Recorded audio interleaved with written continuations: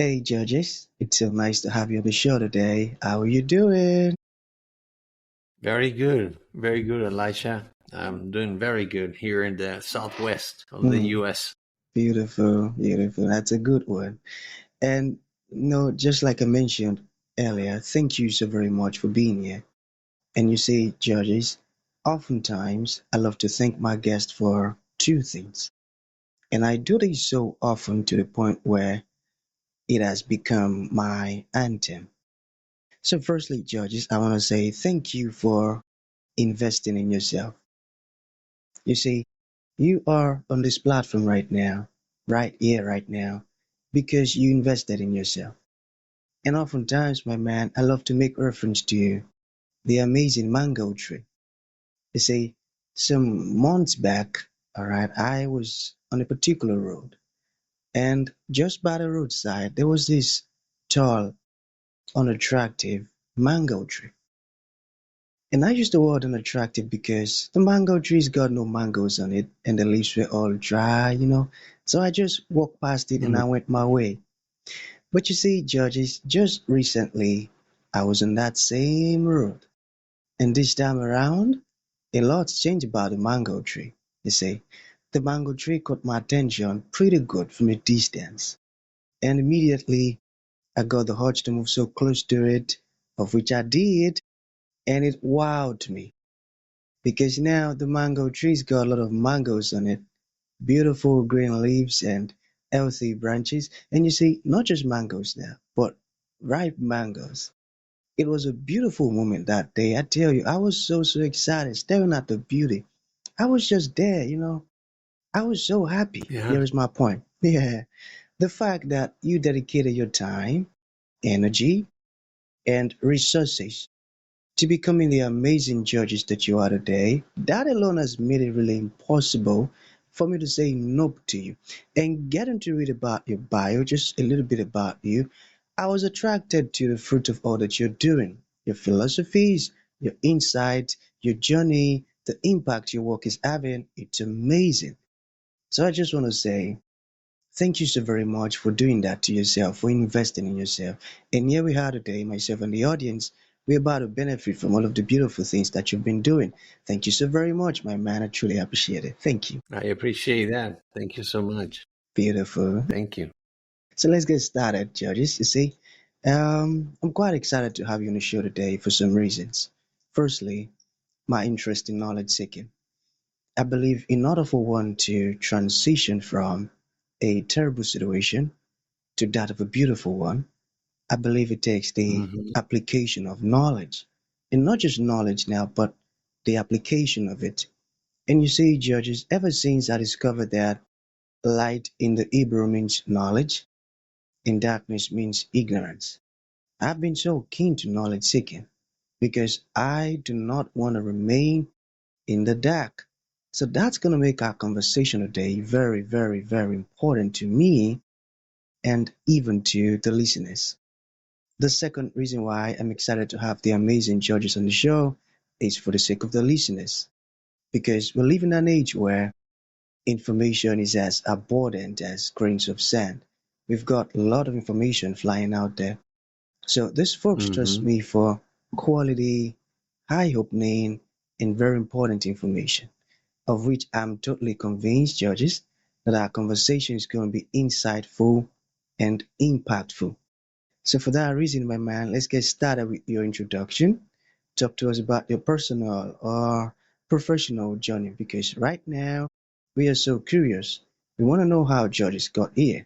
Then afterwards, I've gotten some beautiful questions for you. Okay, Georges, over to you. All righty. Well, yeah, I'm originally from Venezuela, South America. My parents migrated to Venezuela after World War II, one family from Greece and the other one from Spain. And I was born in Caracas, Venezuela. Basically was a very talented piano player and tennis player, and my dad was a Davis Cup player. So I grew up in a very nice environment. My two families had the basically lose everything. When they got to Venezuela with nothing, they had to start again. But I say this is because on my Greek side of the family, when I looked at the landscape, Elisha, I thought I was doomed. Everybody died of cancer, man, in a way. I mean, my grandfather, then his brother. I was 4 years old. Then his brother, maybe I was 9. Then my grandmother's sister passes. Then my mother's cousin, who also that family also migrated to Venezuela, and so on. Then my uncle at the age of 55, and 3 weeks before I was diagnosed with cancer, my dear mother died of cancer. So you see, I mean, if you saw or read The Secret and stuff like that, in terms of sometimes what you don't want is what you get with your mind. I became a hypnotherapist and a coach. I used to be in the technology world. I was a chief technology officer when I got sick. The moment that I was sick with advanced melanoma, at the beginning I thought, man, this was destiny, because I know now, 8 years doing this, cancer is not hereditary. But at that point, I had a completely different type of cancer. I had melanoma, malignant melanoma, which is very aggressive. And first thing I thought was, oh my goodness, I got it. I always feared it. But then after I went through the whole emotional roller coaster, I said, you know what? I'm going to beat the odds. I'm going to be the first person in my family that survives this disease. And I went on my journey. However, we had 5 young children at the time, blessed with 5 kids. Now we're grandparents. This is years back. Thank God I'm alive. And but on year 8, Elisha, I had already gone through 9 surgeries, 7 surgeries. I'm sorry, and that was the first time I had metastasis. The melanoma went to my brain, and so they gave me a very little chance, and so I had my first of 4 craniotomies. All in all, I fought the disease for 10 years, and I had 10 surgeries on me, including 4 in my brain, and 2 gamma knives in my brain, because I had 8 tumors of melanoma in my head. And so 4 of them, they were extracted by surgery. Thank God, you could, I have this background, but you can see if my, all my scars in my head. But there were 2 tumors in my back lobe that were not operable. They tried with gamma knife, it didn't work. They were just basically, they say, well, we're going to just check them out periodically and see, because they're not operable. And so that was at that time it was 8 years, surgery, treatment, remission, recurrence, surgery, treatment, remission, recurrence. On year 7, I had 2 surgeries. And that time, when I had my first craniotomy, which they went from ear to ear, I had a huge tumor in my front lobe that was affecting my vision and my speech. But I kept, as a tennis player, I used a lot of holistic stuff without really knowing. But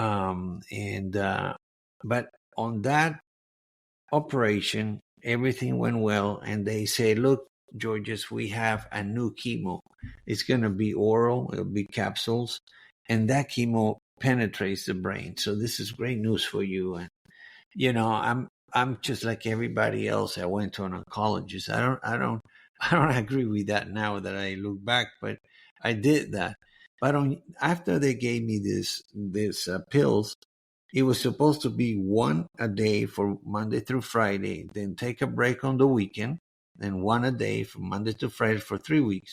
But on my second Monday, my 6th one, I really thought I was going to get a heart attack, man. It was like my heart was pumping. I was having like an anxiety attack, sweating, looking all over like we say in the United States, I was rough, like flying over a roof, like if I had some sort of a drug, which was a drug. And not only that, those capsules were $1,000 each. It is really expensive to get sick in the United States. And that was year 8. It doesn't matter if I was a technologist and an executive with 5 kids. We ran out of money. I mean, we were just in debt. I mean, I could not pay, and they cannot stop doing the stuff. So, but after that, I waited. My wife was working. The kids were in school. I called my sister, said, go pick up the kids, because I had in my mind that when my wife came, we would go to church. I'm a person of faith. I said, let's go to church. She was in the medical world in the moment too. I have surgeons in the family. They all, but we're against what I'm gonna just about to tell you. So as I was trying to even play the piano at the house, I couldn't. I laid down and I said, you know what, man, this is not working for me. I'm gonna stop doing this traditional stuff. And that was the beginning. Then I went to church. I kneeled in front of a small chapel in front of the altar and just cried my butt off. Basically saying, "Lord, I surrender, man. These people cannot. They're trying, but this is not working for me. So give me the strength and the discernment to make the decision. I just want to stop this, and then guide me."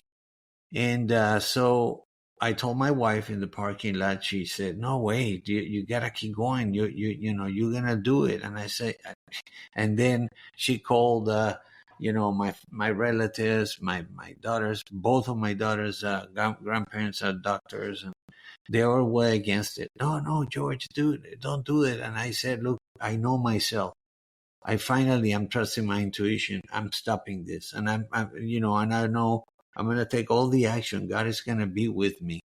And I did. That was I stepped out of conventional treatment, and I spent 2 more years, just working on many things that we only have 20 minutes. But we can talk afterwards, or, I can send you a book. I'm not sure where you're located. I'm finishing my second book, but it's funny, Elisha. I look back at my survival experience, which I don't wish that to anyone, but I see it as a blessing now, because I feel God gave me the chance to sing the song I was born to sing, which is helping people. And that's what I've been doing. I became a functional nutritionist, a holistic transformational coach. 2 years ago, I finished my diploma with rapid transformational therapy, which is based on hypnosis and deep meditations. And I speak. I am invited to speak in different venues, and not only sharing the story, but now really letting people know that healing happens from the inside out, man. It is not this huge industry of stuff that they're doing. I don't believe they want to find the cure for cancer. It's just too profitable, for us to be sick. This is my feeling. Amazing, Georges. You see, there are some stories that should never go unheard, and yours falls into one of those stories. I tell you, this is very inspiring and motivating, because I've always believed dearly that it doesn't matter the pattern in a family. If one decide to come out of it, break it, change it, it is possible. I've always held that belief dearly, because I also lived it. So getting to hear your story now, you've just given me more than enough proofs to go ahead with my belief. I tell you, because you said some very profound statement, turning to God, and you said you surrender it all to Him, and you also mentioned that you understood that He has called you to help others, and that's amazing. I tell you, that's amazing and very, very inspiring. So I want to ask, I'm just curious about this. What role does music play in your life? Can you talk to us about that? Oh, that's a great question. Um, Music basically is my go-to place to connect with God. Because music, as many of the Greek philosophers said, the ones who play music, they're closer to God. And I believe that because it's a special connection. I mean, we all could be musicians. If you put a few babies that are 1 year old, put music, they start dancing. There's just, it's in us. And it's the one thing that unifies the whole world. But the role that it has for me now is that I just sit there daily and play music that I love. It could be classical. I'm more of a soft rock person. I like to play stuff like from the Beatles, from Elton John. I like to play a little bit of jazz. And I wrote my own songs. I have a few lyrics and things that actually I finished writing one on Friday. Can't wait to listen to them. Um, yeah, I can. And so, yeah, for me, music is life, man. It's so inspiring when I'm kind of like maybe a little down. I play music, or either listen to it or play it. I just love music. Yeah, music is in me, man. Yeah. That's a beautiful one, and I got it. And I hope you're going to share some of those music with me. I can't wait to listen to them. Okay, let's talk about your book. All right. So, beating the odds. What's it about? Can you give us like a concise summary? Yes. In summary, it's this. It's kind of like my memoir, my story of how I decided and why, many reasons, decided to go natural, go to God's pharmacy instead of all this chemo stuff. And in that process, he who seeks finds. And things happen. The moment I made the decision to go natural, I believe, and it happened. God sent me angels in the form of humans. There was people that I had no idea that was going to step up to help me out. And the reason for that was because I opened myself to receive. People have a hard time receiving. It's easier to give. And that's usually because we do have something inside of us that makes us believe that we're not worth receiving. But we're all. If you ask, you shall receive if you're in peace with yourself. So I really went into the New Testament. I read a bunch of several amazing avatars from India as well.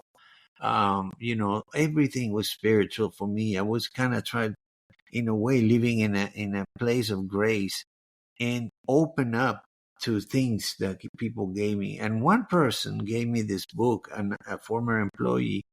She gave me this book on emotional intelligence. And so one of the chapters in there was about forgiveness, my friend. And forgiveness is healing. That's gonna be my third book in October. Now I'm launching one entitled "Stop and Smell the Roses," because we don't stop. You say we live in a world where we're such a hurry, and we don't embrace this beautiful place, and we're not gonna see it forever. Our time is not renewable. So my book, it's all about the stuff that I did holistically. That's what it says, my journey through holistic health to overcome advanced cancer. One of the parts of holistic health is your emotional self. We have a physical self, an emotional self, mental self, and a spiritual self. I tell my clients that if I use the four legs of the table metaphor, if one of those legs is missing, you cannot eat in that table. The table can't stand. And so I worked on my physical body. I did some nutrition in college for tennis, so I knew a little bit, and it hasn't changed. But it was the emotional clutter, Elisha, that I had in the area of forgiveness. And when you surrender, when you humble yourself, and I share all this about the power of serving others, helping others. It's a divine formula. The more we help people from the heart, man, we're fulfilled. We're supposed to. I mean, what did all the avatars show? It's love and compassion and service. Jesus, he's my best coach, and that's what he did. And so forgiveness, man, was I actually reached out to some folks that actually hurt me when I was a youngster. And guess what, man? None of them remember they hurt me. And I was holding and carrying this venom for decades, and they have forgotten. And so, but they all say, man, I don't remember, Georges, but man, I'm sorry. We were kids, I'm sorry. And then I actually reached out for some of the folks that I heard in college, or maybe some girl, something being immature, no excuses, and only one remembered. It was three ladies, and but all of them said, "Man, I forgive you, man." We were little, and the weight that was coming off my shoulder, it looks like talking of music, like a grand piano going off of my shoulder that I had for years inside of me. And then the hardest one was forgiving myself. That took a little bit.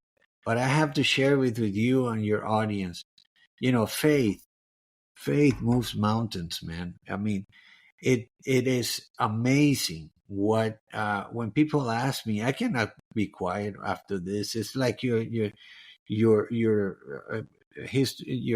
story of the mango tree. Many people might drive back and forth from there. They see it. They don't even oh, it's a mango tree.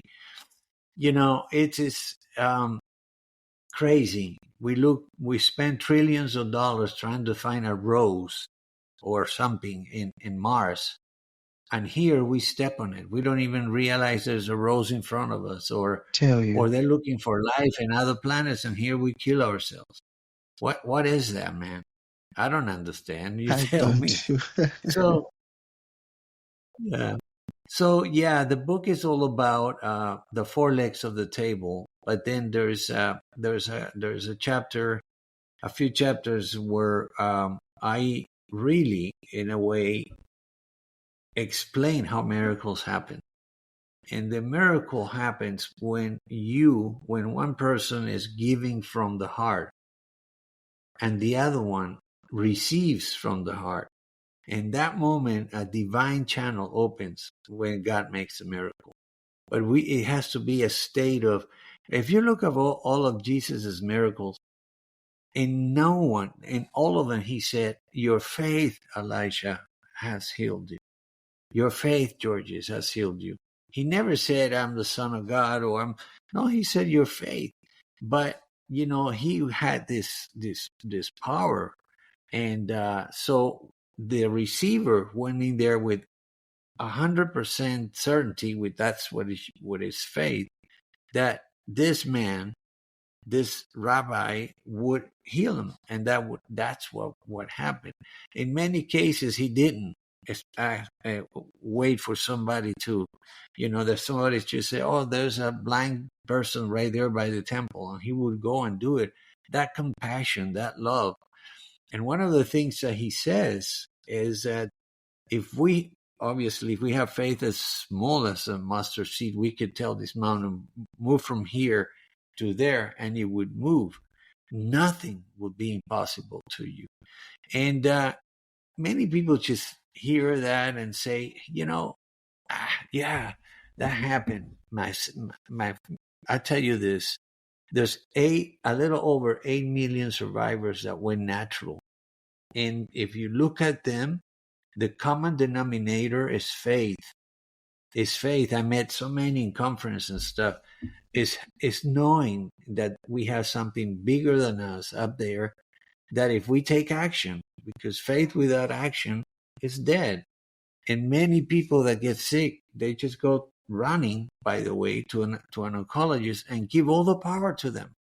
That entity is their new God. And they play the patient role and whatever. No. Let me tell you something. I know we're running out of time. There are 13 rules of the mind. And this is all given to us, but there's 13 rules. Hypnotherapists learn this. One of them is that the mind goes to what is familiar. And what have happened to all of us especially in the West, is that what is familiar is to go to an oncologist. There's no other options in our mind or even in our heart. We get scared and we go to what everybody does, just like cattle. Oh no, we gotta go to an oncologist. But those guys, they're not nutritionists, they're not psychologists. You know, you pray, you better pray, and I did, that you will have somebody that believes in God, even if it was a different philosophy. Jews, my neurologist was Jewish, but a man of God, man. This guy, and we would talk about this stuff.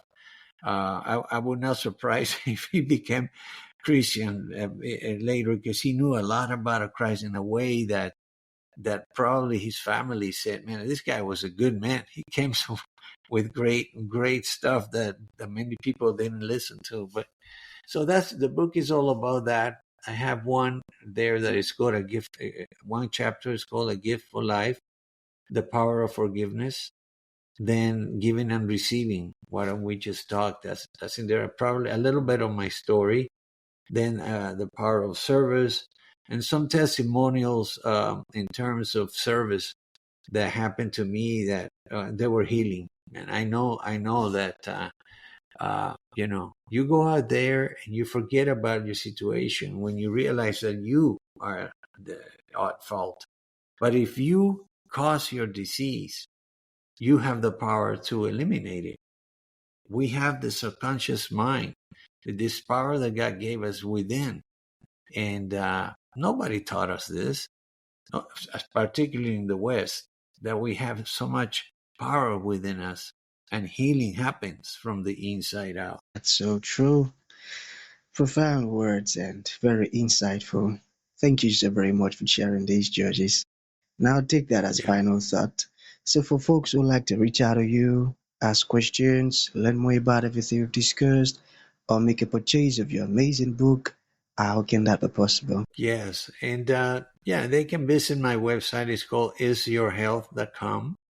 If you want to, I can send you a link. And I would like to give a link with some gifts in terms of holistic health. Particularly on teaching people how to manage to have a balanced pH in their bodies. Okay, and that one thing that I have to share with you guys to close up is that all disease, all of them, all chronic disease are emotional. And also all chronic disease start in an inflamed bodies that are acidic. We need to make sure that we understand how to eliminate that acidic in the body, that acid, and then when you do that, if you're ill, you're destroying the environment where these diseases strive to live. But if you're not sick and you manage that, you will never get sick. It just doesn't happen. Disease doesn't happen in a body that is pH balanced. And I have an ebook that I wrote based on an experience I had with a naturopath. And I always give that away in the bottom of the last page. It's not long.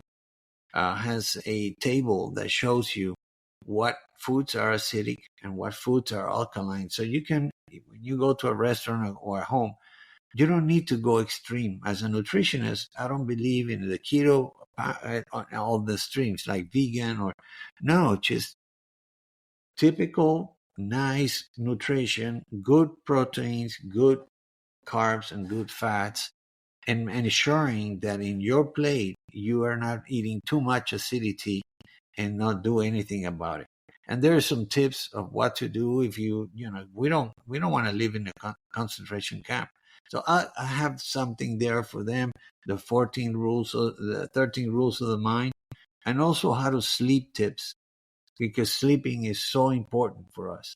Many of us don't really honor our 24-hour human cycle.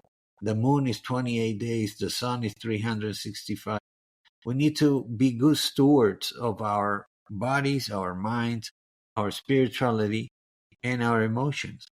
And that's what I teach.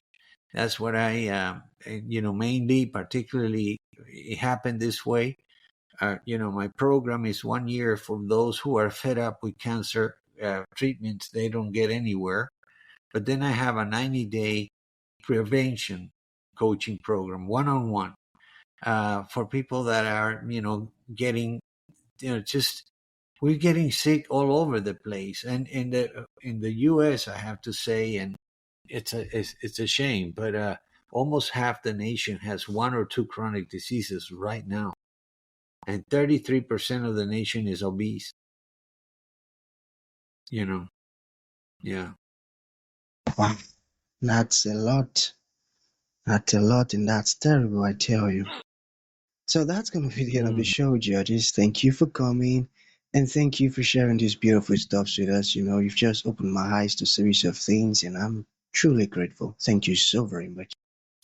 Thank you so much. I'll send you some stuff. God bless.